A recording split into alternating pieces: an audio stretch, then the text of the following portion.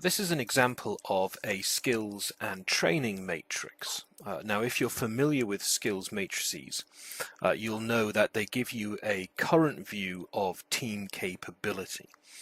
What this management tool does is it extends that to also encapsulate target scores. So whilst it may look a little bit complex to begin with, let me explain the report.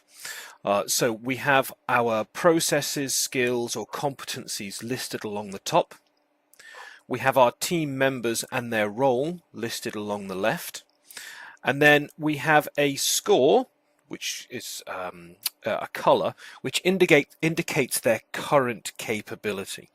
So X means they're exempt from the skill. 1, they're not yet capable but required to be skilled in that specific task or process. 2, they're starting to show capability, training is very much underway. 3, they're fully capable. Now this is they've done all of the training and they've also evidenced that they can meet the quality and skills requirement of that process or skill. 4 is they're an expert and or can train others. It's important to identify and distinguish between expert and capable so that you can actually spread the responsibility of training. If you improve or if you create a talent pool where you can have multiple training sessions happening at once, you can upskill far quicker. So once we've allocated a score against the current capability of an individual, so we can see here that Halam is level 3 in assist advisor with preparing for a client meeting, we can start to actually set an expectation of where we want him to be proficient. So Halam is currently 3, but we want him to be 4. He is already 4 in complete follow-up with tasks that result from client meeting, so he's meeting his objectives. If we look across the far right-hand side, what we can see here is a count of capability. So the system automatically, or the Excel spreadsheet in this example, automatically counts all of the capable levels of skill. Now, of the 13 tasks, he's capable in all 13. So he doesn't have a gap in terms of improving to a capable level. He does have some opportunity to improve to become an expert in certain areas.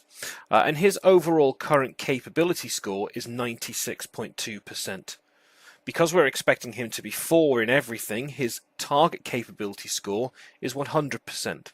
So it gives Halam a roadmap of where he needs to be focus his efforts to be more proficient. If we look at someone else within the matrix, for example, Tyler J. Tyler J is currently 1 in assist advisor with preparing for client meetings, but the team manager has allocated a target expectation or proficiency expectation of level 2. Now this is a fluid report. As a team manager, you're constantly addressing skills shortages and moving the team iteratively in terms of its performance. So Tyler J, he is currently capable in 6 of the 13 skills that exist within the team. We can see 1, 2, 3, 4, 5, 6. We've set expectations for him to be proficient in 12 of the 13. Therefore, there is a capability gap specifically for Tyler of 6 processes. He's currently 55.8% proficient, and we expect him to be 73.1% when all of those targets are realized. Now we can also see the capability coverage per skill and task. So if we look at assist advisor with preparing for client meeting, we have 6 people that are currently capable at that skill, but we're wanting to get that to 14. So we have a capability gap of 8. We have a proficiency of 56.7% for that one process, and our targets when realized will get us to 80%.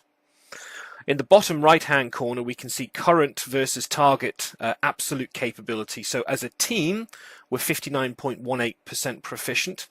We're going to get to just shy or just over 80% when our targets are realized.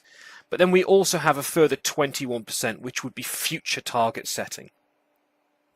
If we go back to the top of the report, we can see these charts move with the data. So the red line is where we want people to get to.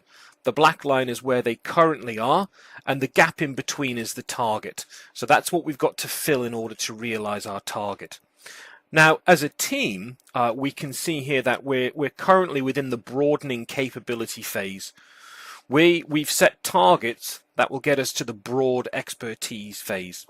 Now, it may be when you create your initial skills matrix that this is quite low. You may be in broad inability or developing capability, but your targets, when they're set iteratively, and we would suggest, say, quarterly for that target setting for your team, you can start to move and progress your team in terms of its overall proficiency throughout the year. The reason we have this as a one page is simply so that you can print it and share it with the team.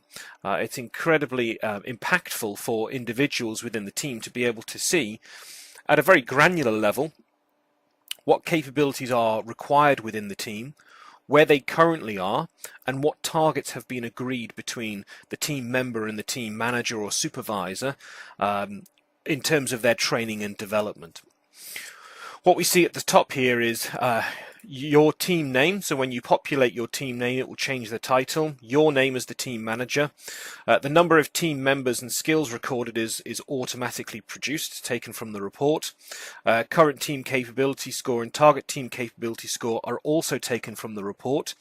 The only thing you have to complete here is when you expect to realize this set of targets as a team. And again, we would suggest doing it quarterly, but reviewing with your team members this information on a regular, weekly, bi-weekly basis, and trying to work to reduce these capability gaps and improve overall skills capability. You can download this template from skillsmatrixtemplate.com, and if you have any questions, you can reach out to us at hello@ability6.com, or you can call us on 0330 043 8943. We can also produce bespoke reports and analysis if that's required. Once you get to this level, the next level up would be to use the cloud-based platform at ability6.com. That will allow you to manage multiple teams, larger teams, and really take advantage of much more detailed analytics. But hey ho, hopefully you found this useful. If you have any questions, comment in the video below. Please do like it as well, because that helps us share best practice with other team managers, and hopefully works to improve the capability of teams around the world. Thank you.